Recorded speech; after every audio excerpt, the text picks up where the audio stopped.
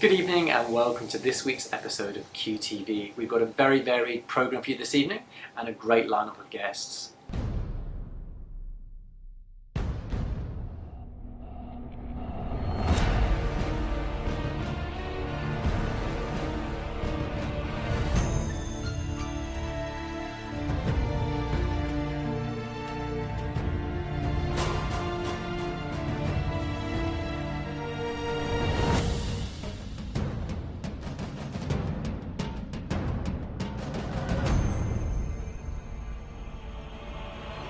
First, we'll be talking to Tex McKenzie, a sexual health educator from Melbourne, about his work and also some of his secret hobbies, including some of his collections. We get behind the wheel and take a look at the Motafrenz Mystery Car Rally Tour. Sehee from the Secular Spiritual Care Network talks about the spiritual needs of those who tick the no religion box. And we delve back into the past to meet Val Eastwood. Val owned a cafe opposite the Melbourne Town Hall in the 1940s. A hostile world at that time, Val provided a welcome sanctuary to all members of the Q+ community. On my birth certificate it reads David Peter Tex McKenzie. I added the Tex McKenzie about 10 years ago because it's the name I'm known as outside of my family of birth. I'm one of 5 children. I'm the youngest, the baby of the family. My parents were very big in the Anglican Church, and all my family was.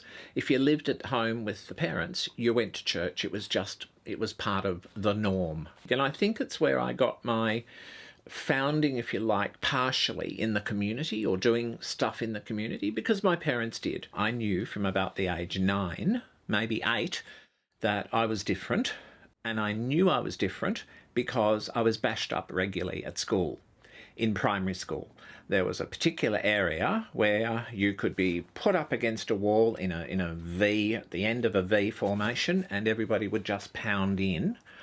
And I didn't enjoy recess or lunchtime at school. I used to spend vast periods of time in the library, which is probably where I've got my excessive love of books. I knew I was different from around that time because other people let me know I was different. Before I knew what the word gay meant, I had been called gay, whether people had shouted it from a car or from the train or in the schoolyard. But I was really lucky. I went to a community school, a school based in the community, part of Swinburne. I did dance drama for 3 years, which involved, moving around quite mystically and doing lots of puppetry.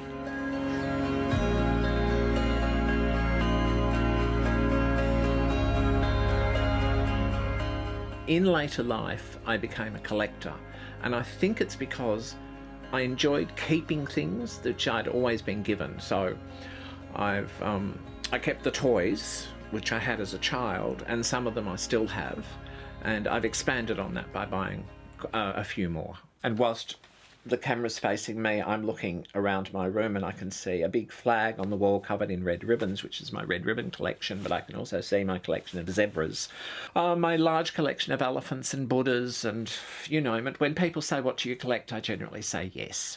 I think around 1988 I went to the Laird Hotel for the first time. That became a very important part of my life, my social life, to a degree, my sexual life. But after I worked in a straight porn cinema, and also in Australia Post, that I eventually gravitated towards a community-based organisation, or community-controlled organisation as it's called now, which is Thorn Harbour Health. My role is, I'm called a health educator, someone who educates people about health, in this instance sexual health, but I concentrate on the Outreach Project, which is training same-sex attracted men, and to some extent women, to talk to other same-sex attracted men about sexual health. I'm known as the Condom King in the organisation because I've been dealing with them for nearly 30 years now. I started as a volunteer in 1989, July 1989, so this year in 2019, in July, it will mark my 30th anniversary from the first time I set foot inside the organisation. But 25 years ago, well, again in July, actually on the 7th of July, I can pinpoint it, will be my 25th anniversary of being a staff member. I'm not expecting a gold watch, even a chocolate one. I don't know that with HIV I'd call myself an activist, although people have. I got involved in the AIDS Memorial Candlelight Vigil, which used to be very, very big here in Melbourne. We would have a march in winter, sometimes in pouring rain, when at the largest it was something like 30,000 people who attended on a weeknight, holding candles, going from the then City Square up to the Royal Exhibition buildings for the unfolding of the AIDS Memorial quilt. Each one remembering a person who was valued and loved. Whatever the quilt, they have all been sewn with great love and caring in every stitch.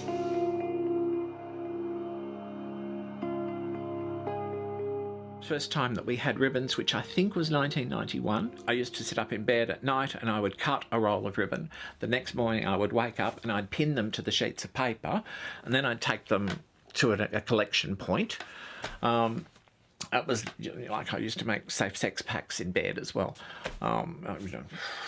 Needed a life, obviously, but that was part of life, and that was part of an important part of community, and it was an important part of recognising the symbols as we recognise the rainbow flag and how important the rainbow flag was in the Yes campaign. People have taken this humble, simple symbol. Fortunately, the uniquely Victorian red ribbon is the one without the loop, so that's our trademark. Other people have used other colours as their trademark, but they use the loop. They tend to use the loop because this is the ribbon that Brent invented for the Victorian AIDS Council, now Thorn Harbour Health, so that we could continue raising money. Oh, and it was really important to note that the money being raised went back to people living with HIV, so to men, women and children living with HIV who were in financial distress.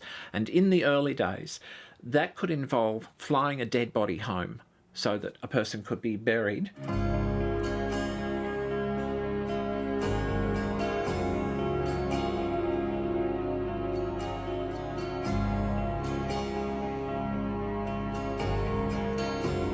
Organisations like the David Williams Fund, which is where that money from the ribbons came to, meant that electricity bills could be paid and rents could be paid. People could have food in their mouths. If they needed a bed, then all of these resources, which took up a lot of money, that money came in through the sale of red ribbons.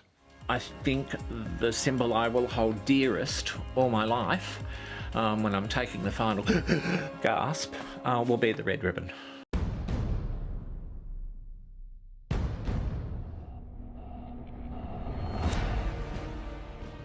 Welcome back to QTV, and next up we've got the Motafrenz Mystery Tour. Motafrenz is probably Australia's only gay and lesbian car club. We've been around for about 27 years now, founded in 1990. So 28 years ago, 29 years. 28 years, coming up to 29, yeah. By a couple of guys who were at a car race and thought there's got to be more gay guys who are into cars. Obviously we have drive days like today, just weekends away, drive days out into the country, maybe a pub lunch somewhere, and part of midsummer, of course, enjoying the magical mystery tour. The not married we did in Pride March one year. We had a car done up as a bridal car, but wanting to be married, just not married across the back of it.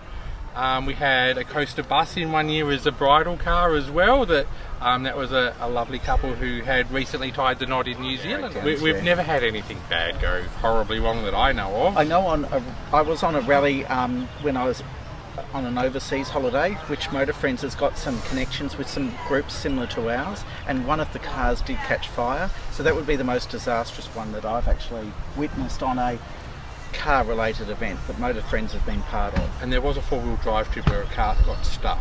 That was right. Many years ago. And they had to walk out, and it took them about 4 hours to walk out of the spot. Motafrenz, you don't have to have a classic car, just a car you enjoy driving and come along to one of the events. Totally. You'll see lots of different cars today, right from the 40s and 50s right through to 2008.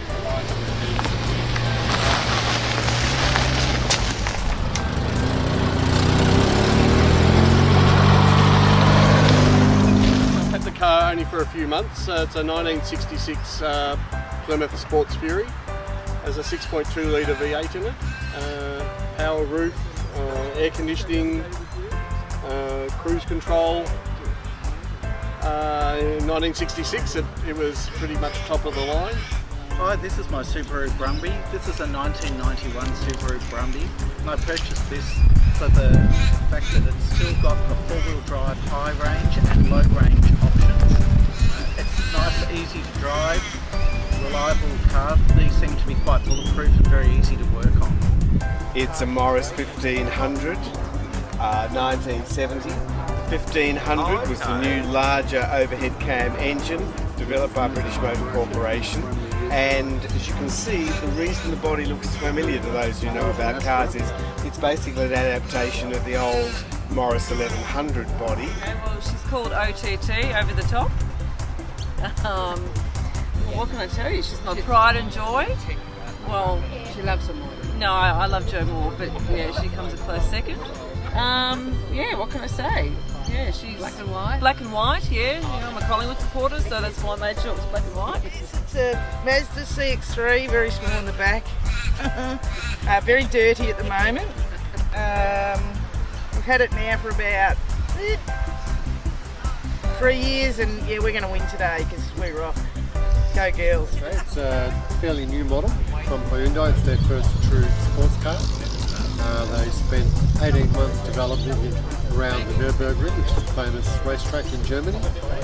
And all of the settings such as suspension, engine mapping, exhaust sound are all adjustable via some paddles on the steering wheel and also with the touchpad dash. My car's been in the family since it was new. It's done just over 91,000 miles.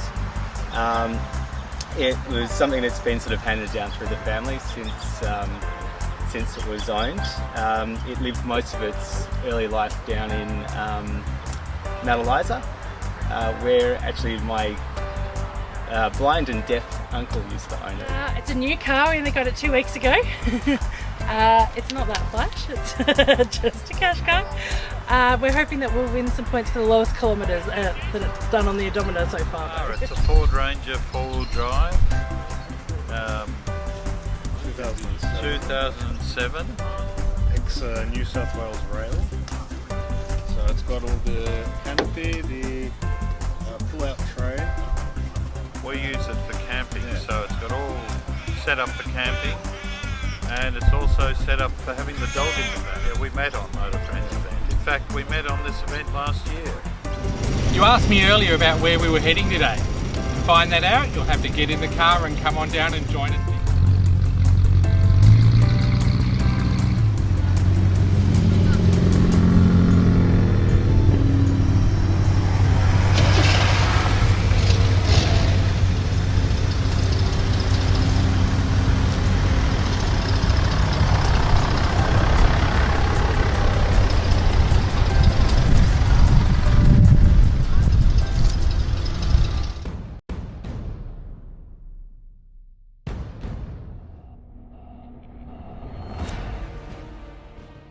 Next, we hear from Jo Sehee from the Secular Spiritual Care Network, who talks to Joy 94.9's Saturday magazine. Followed by A Moment in Time, we take a look at Val Eastwood, a woman who ran a cafe opposite the town hall in the 1940s. Spiritual care and secular spiritual care, very, very different. I think it's fair to say there'll be a lot of people who, want to be cared for and need to be cared for, and they don't necessarily, nor do they want to be doing that in a religious environment. So I think it's really important that we have, for those of us who tick the no religion box, that there are some options in care for us at various stages of our life. Jo Sehee is the director of Secular Spiritual Care Network. I love that, secular spiritual. It's like an opposite. Those terms aren't really actually incongruous, but they seem to be. What we're really trying to promote is a way of delivering spiritual care that's religiously neutral and evidence-based and person-centered. There are some colleagues of mine in the faith community that would say they're doing the same thing, but there are a lot of patients and people that we're working with who have a lot of misgivings about cares and whether or not they're going to be judged, whether evangelism is going to be involved. So we wanted to take all of that off the table and said, what if we could find people that had the right competencies to provide existential emotional support for people dealing with illness, trauma, transition, loss, support them, train them, find placements, and that's what the project is in a nutshell. All of us are probably going to end up in this situation, or someone very close to us is going to end up in a care situation, and we need to think about it. And particularly the LGBTI community. I'm not sure a lot of us would like to put our care in the hands of people and organisations that haven't cared for us. I encounter a lot of people who have experienced shame or abuse because of religion, and they don't want a bar of it. And I don't even like to use the word spiritual or pastoral when I walk into a room. Is it a non-denominational? You don't want to involve the word church, but there's a spiritual element involving like a higher power or a God. We're really just talking about how people mediate meaning and purpose, you know. Yeah. And so what I found is that can be in flux, and depending on what people are dealing with, you know, someone who may not have found a lot of comfort with religion, for example, at some point in their life may. So that's why we're trying to be working so we're not in opposition to religion, and we don't define ourselves as non-religious, but just more, as I said, religiously neutral. We saw recently, Joe, there was a recent job posting, and I saw this, for business pastoral counsellors. And this was to serve the needs of the 4,000 or so tenants of the Rialto Towers. But only Christians need apply. What about if you're Jewish? Isn't that an interesting one? So I had a wonderful conversation with the new managers of that project and said, how would you like to have some people who don't identify as religious or other than Christian running alongside? So we're actually talking right now about running a complementary program, and they don't really want anyone, pastoral carers, roaming the cafes in the building. So right now, you have all these requirements for people to have theological qualifications or theologically informed clinical pastoral education. So it turns off people that want to do this work. And this is the issue. I always say it reminds me of my colleagues in the field who are trained say, well, we're qualified to work with the non-religious. And I always say, well, do they want to work with you, first of all? And let's look at the way, it reminds me of the way actors and actresses could play, white people could play people of color, or straight trans people could play, you know, or straight people could play a gay folk. Well, just until quite recently that was okay. And now we're saying it's not that you're not qualified to do that, but, you know, people of color, LGBTQI community members would like those roles, and that's what we're saying too. We feel like we should have an opportunity to serve that 31% of the public that's just not being served right now. People of faith, I respect their faith.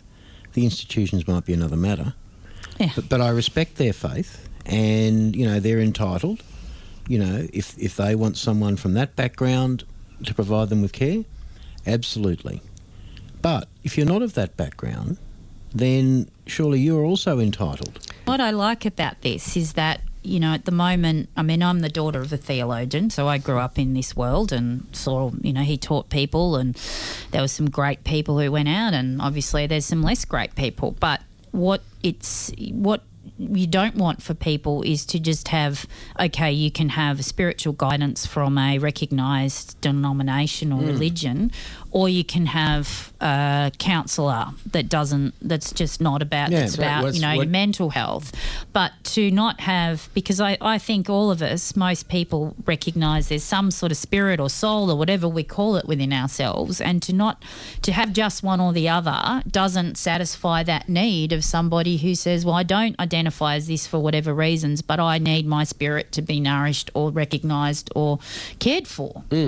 I saw 2 weeks ago, I was invited by an atheist man to be with him on his deathbed, and he didn't want a religious person, and they didn't think he wanted a memorial service. But through the conversation, which was sort of like atheist last rites, he was able to reflect on his life.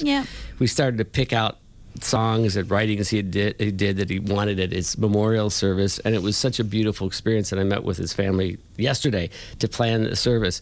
Those are the kinds of things that can come about when people know that there are options.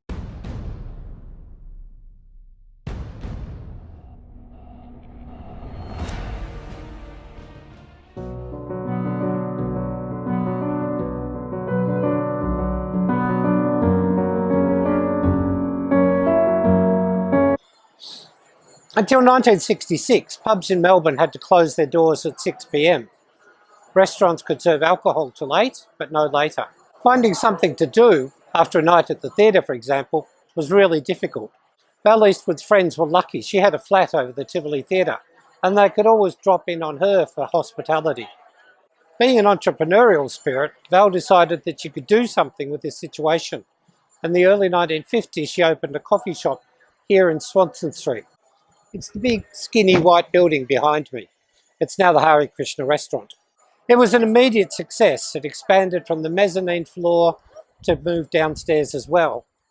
It was open from 10 in the morning till 11:30 at night, when everybody had to decamp in order to catch the last tram home. Val's was popular with all of those who preferred not to be at home in the suburbs. Theatrical people, performers and audiences. Students, artists, bohemians, political people. And of course the camp crowd, women and men, who could find company, maybe someone to flirt with, and evidence that they weren't the only person like them in the world. When one camp man said that Val and her coffee shop had saved his life, he wasn't necessarily exaggerating. These were times when sex between men was illegal. Being known as a homosexual or a lesbian could cost you your family, your friends, your job.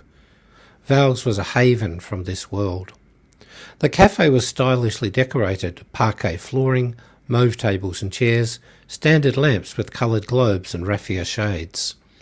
And there was entertainment, live music, a grand piano and a good three-piece band, a concert every Sunday night at which staff would perform, and someone like the notorious and world-famous actor Frank Thring might recite a racy poem or two. Val saw herself as a rebel. We were rebelling against the dreariness of Melbourne, she said.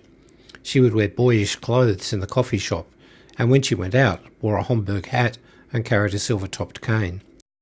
An Italian woman tailor made her beautiful suits, which were very well cut, in very good taste, and extremely mannish. How was this possible back then?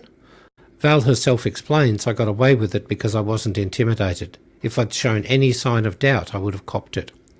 Val described herself and people like her as outrageous, and we might add, courageous.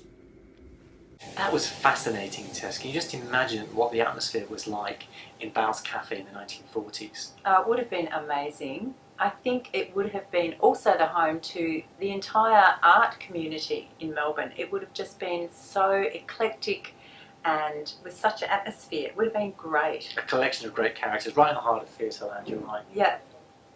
Well, thanks for joining us this evening on QTV. We've had some great guests this evening. We've looked at Tex McKenzie from Thorn Harbour Health and his collection of dolls. We've taken a look back in time at Val's Cafe, which we've just talked about. We talked to Joe Sehee about the Spiritual Secular Care Network, and we also had a look at the Motafrenz Magical Mystery Tour. So thanks for joining us on QTV. That's good night from Tess and myself, and we'll see you next time.